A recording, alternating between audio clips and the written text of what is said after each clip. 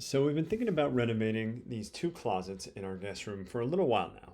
They're too shallow for hangers. They're much wider than their doors, so a lot of stuff gets stuck behind the walls. But now that we've decided that this is going to be the baby's room, it was now or never. So we wanted to share our experience ripping out these two closets and combining the space to form one bigger, much more open, more usable closet using bypass sliding doors.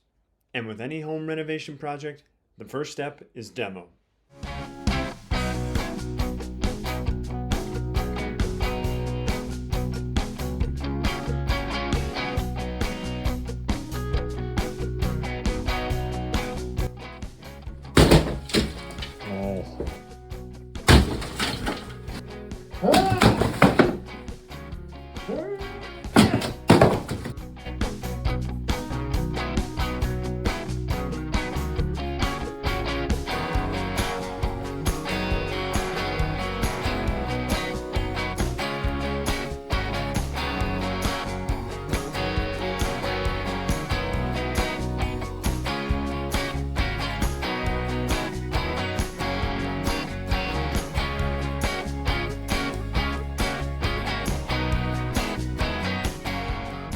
Okay, so here's where things stand. We've taken down the doors, we've taken out the framing of the doors, we've removed all the plaster, which was a mess, so dusty, so nasty, but good to have that out of here.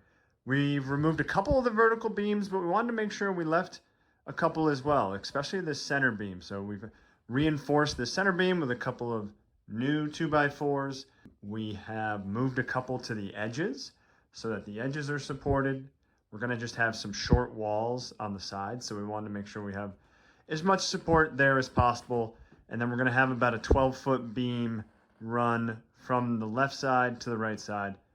We have also shortened the baseboard heat over here. We had to take this apart, cut the metal so that we can extend this wall out. Really not that difficult to do. All these pieces either come unscrewed or slide off, and then you can use either a Sawzall, or I use the multi-purpose tool with a metal cutting piece on it, and then cut those nicely. Helpful to have a little end cap here to hide any imperfections. And then we just added this support. So this is the first support that the beam is going to actually sit on.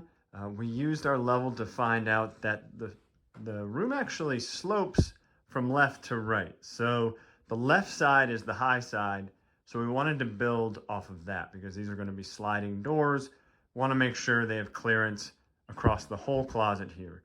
We decided to make the framing on each side 6 inches wide. That's because each 2x4 is 1.5 inches wide, so that allowed us to have two stacked together and then a couple 2x4 pieces between them and then one against the wall.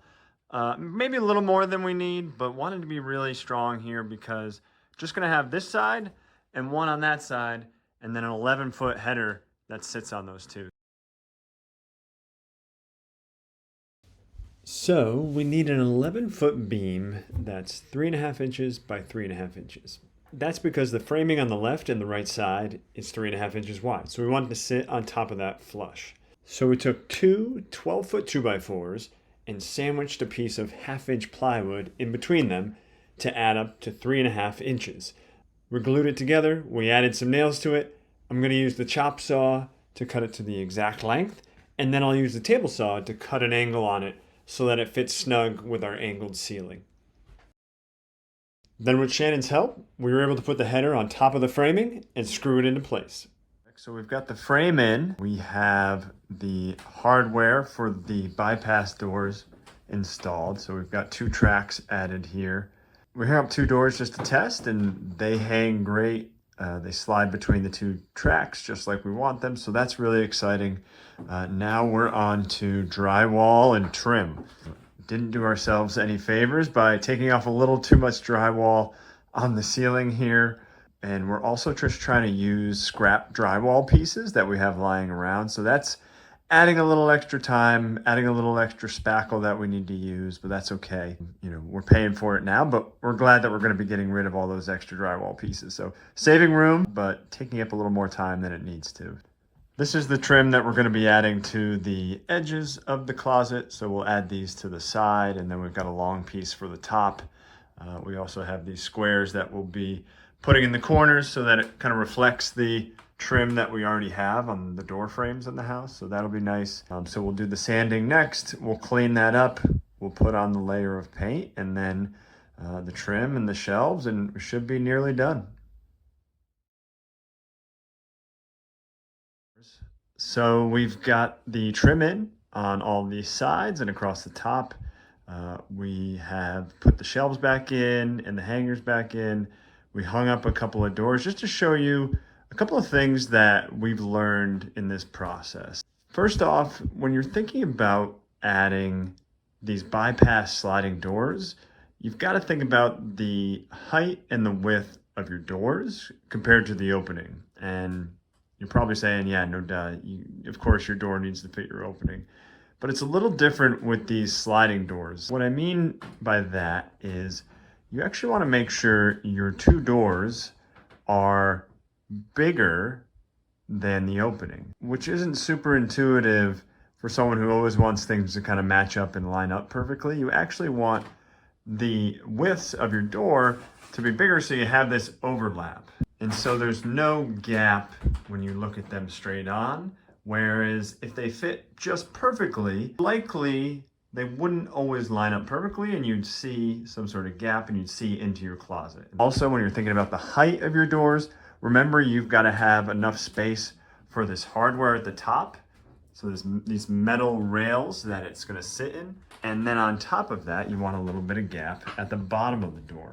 And with any opening, you got to think about what's the high side of the floor, what's the low side of the floor. So our floor slopes up, so it's lower on the right side and it's higher on the left side here. So everything we measured was from the left side to make sure that not only did we have enough space at the top, but also at least a 1/4 inch gap at the bottom. So for the rails that your doors are going to sit in, pretty straightforward. You just drill it into place. Make sure when you drill it into place that these rails are nice and level. You don't want your doors moving on you if one side's higher than the other. And just like anything else, you can shim it. And so if you find that when you put up your rails, it's not perfectly level, we added a couple shims on the left side here, and now it's nice and level and sits nice and still. Make sure that they fit in the space. You can cut these with a Sawzall. Also make sure when you're trimming out your door frame that you leave enough space to add a little trim here to cover that hardware. So I've got a couple pieces of wood here. I'm actually going to nail a board right to the front of it here. Beforehand, some guys I've seen cut notches in the side piece here so that some sort of face piece just kind of slides in and sits there. I decided to go with a simple butt joint here. I'm just going to nail a piece right to the front of these, and I've nailed these pieces to the 2x4 underneath, so nothing crazy. Last, we're gonna put a guide along the floor, so that looks like this piece here, and that just allows the doors to kind of stay in place, stay plumb, make sure that they're not falling forward or getting pushed backwards, and then we should be just about done. We'll do some cleanup inside to hide these heating pipes. We'll add a little sticky floor in there to make it look a little nicer, but getting close to the finish here. We're starting to see it, and it really looks great. Okay, so we finished the trim around the edge of the closet. We've added the face piece here to hide the track. Added a fresh layer of paint, so it all looks great. We also, as you can see, we moved the bed back to this side.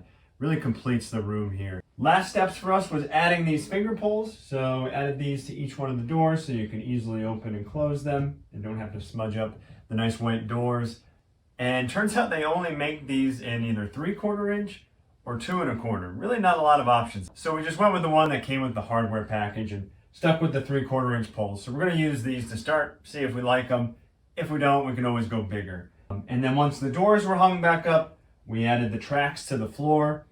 We wanted to make sure we had 3 tracks on the floor so that we had one in the middle and one on both sides, so that no matter which way we slide these doors, they're always going to be touching at least one guide. So this is going to be really great for whatever combination you want to make out of this door.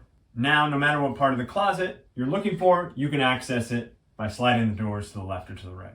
Really happy with how this turned out. I mean, it makes for a great accent wall. It looks so much cleaner and brighter in here. We get so much more functional space out of this closet. So really excited to now take this room back, start to put things together, and make this the baby's room going forward.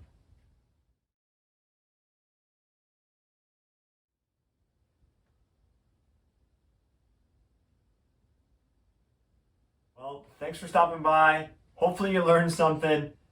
We had a lot of fun doing this project. If you have any questions about bypass closet doors or closet renovations in general, or want to leave a comment, please do. We'll leave links in the description to all the materials that we used during this project. So hopefully that's helpful.